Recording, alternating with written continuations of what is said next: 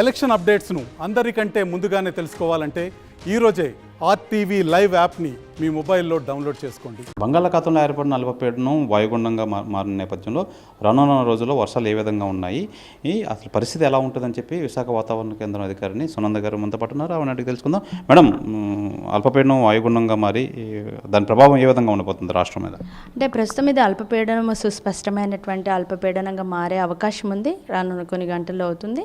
అలాగే రేపటికల్లా మరింత బలపడి వాయుగుండంగా మారే అవకాశం ఉంది. ఇది వాయుగుండంగా మారినట్లయితే కనుక మధ్య బంగాళాఖాతంలోనికి వచ్చే అవకాశం ఉంది. ప్రస్తుతం అయితే ఇది ఈశాన్య దిశగా కదిలి మధ్య బంగాళాఖాతంలో వాయుగుండంగా మారుతుంది. సో దీని ప్రభావం అనేది ఈ ప్రాంతాల మీద ఎక్కువ ఉంటుంది. ఇదేంటి లార్జ్ ఏరియా అనమాట. సో లార్జ్ ఏరియాలో వైడ్ ఏరియా ఈ ప్రాంతంలోనే మన వాయుగుండం అనేది కేంద్రీకృతం అవుతుంది. సో ఇది మన కోస్ట్కి చాలా దూరంలో ఉండటం చేత మనకి రెయిన్స్ ఎక్కువ ఉండవు. కొన్ని ప్రాంతాల్లో అంటే 1 లేదా 2 ప్రాంతాల్లో ఉంటూ 1 లేదా 2 ప్రాంతాల్లో ఎక్కడైనా క్లౌడ్ బ్యాండ్ కనుక వచ్చినట్లయితేనే మనకి రెయిన్ఫాల్ ఉంటుంది. అదర్వైజ్ మిగతా ప్రాంతం అంతా కూడా పగటి ఉష్ణోగ్రతలు కూడా ఎక్కువ ఉంటాయి. చాలా ప్రాంతాల్లో సాధారణమైనటువంటి ఉష్ణోగ్రతలు, కొన్ని చోట్ల సాధారణం మీద ఇంకా ఎక్కువ కూడా టెంపరేచర్స్ రికార్డ్ అవడానికి అవకాశం ఉంది.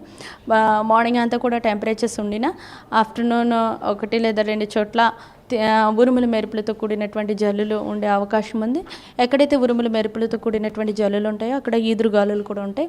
ఈదురుగాలుల యొక్క వేగము గంటకు 30 నుండి 40 వరకు ఉండే అవకాశం అయితే ఉంది. కేరళలో రెడ్ అలర్ట్ ప్రకటించిన నేపథ్యంలో ఆ పరిస్థితి తెలుగు రాష్ట్రాల్లో ఉన్నదంటారా? ఈ యొక్క అలర్ట్ అనేది మనకేమీ లేదు. మనకి తేలికపాటి వర్షం మాత్రమే ఉండే అవకాశం ఉంది. మేడం, ఈ థ్రెట్ పక్కన పెడితే ఉష్ణోగ్రతలు చాలా అధిక సంఖ్యలో నమోదవుతున్నాయి తెలుగు రాష్ట్రాల్లో, తెలంగాణలో కానీ ఆంధ్రప్రదేశ్లో కానీ. ఇది ఎప్పటి వరకు ఉంటాయి? దీని ప్రభావం ఏ విధంగా ఉండబోతుంది? అంటే రానున్న 5 రోజుల వరకు కూడాను ఈ యొక్క ఉష్ణోగ్రతలు అనేవి మన మీద ఉండే అవకాశం ఉంది. మనకి మధ్యలో తేలికపాటి వర్షాలు ఎక్కడైతే పడతాయో అక్కడ కొంచెం నార్మల్ వెదర్ ఉంటుంది. మిగతా ప్రాంతాలన్నింటిలోనూ కూడా పొడి వాతావరణం ఉండి టెంపరేచర్స్ కొంచెం ఎక్కువగా ఉండే అవకాశం ఉంది. ఇది రానున్న 5 రోజులు కూడా ఉష్ణోగ్రతలు అయితే పెరగడానికి అవకాశాలు అయితే ఉన్నాయి. మేడం, ప్రజలు ఎంతగానో ఆసక్తిగా ఎదురు చూస్తున్నారు. ఋతుపవనాలు ఎప్పటికల్లా మన రాష్ట్రాల్లో ప్రవేశించే అవకాశం ఉంది? ఋతుపవనాలు ప్రస్తుతం ఇంకా కేరళ శ్రీలంక కిందనే కదులుతున్నాయి. అండ్ ఈ అండమాన్ సముద్రం మరికొంత భాగము ఈ యొక్క ఋతుపవనాలు రావడం జరిగింది. ఇంకా ఈ సిస్టమ్ పైకి వెళ్ళినట్లయితే డెఫినెట్గా మన ఇంకా ఈ ప్రాంతం అంతా కూడా కవర్ అవ్వడానికి, అంటే ఫస్ట్ శ్రీలంక కవర్ అవ్వాలి. శ్రీలంక కవర్ అయిన తర్వాత కొమరిన్ రీజియన్, ఆ తర్వాత మన కేరళ రాష్ట్రాన్ని తాకే అవకాశం ఉంది. ఇవైతే ప్రస్తుతం చురుకుగానే కదులుతూ ఉన్నాయి. వన్స్ సిస్టమ్ కనుక పైకి వెళ్ళినట్లయితే మనకి ఇంకా త్వరగా ప్రొసీడ్ అవ్వడానికి అవకాశం ఉంది. ఈ థ్రెట్ ఏదైతే ఉందో, థ్రెట్కి ఋతుపవనాలకి ఏమైనా సంబంధం ఉందో? ఇది అయిపోగానే ఏమైనా వచ్చే అవకాశం ఉందా?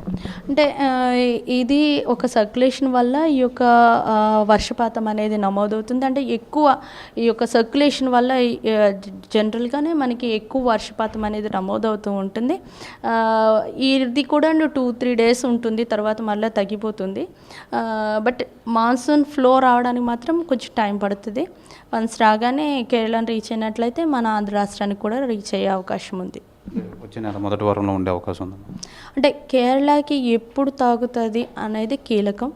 కేరళకి తాకిన వారంలో మనకు కూడా వచ్చే అవకాశం ఉంది, అన్నీ కూడా అనుకూలంగా ఉన్నట్లయితే. ఇది ఈ అల్పపీడనం ప్రభావం ముగిసిన తర్వాత అతి తొందరలోనే కేరళను తాకే ఋతుపవనాలు మనకు కూడా వచ్చే అవకాశం ఉంది. అతి తొందరలోనే అని చెప్పి ఆశిద్దామని చెప్పి విశాఖ వాతావరణ కేంద్రం అధికారిని సునంద తెలియజేస్తున్నారు. కెమెరామెన్ అజయ్తో శివరామకృష్ణ, RTV, విశాఖపట్నం నుంచి. మరిన్ని వీడియోస్ కోసం ఛానల్ ని సబ్స్క్రైబ్ చేయండి. లేటెస్ట్ అప్డేట్స్ కోసం వాట్సాప్ ఛానల్ ని ఫాలో చేయండి. అండ్ లింక్ డిస్క్రిప్షన్ లో ఉంది.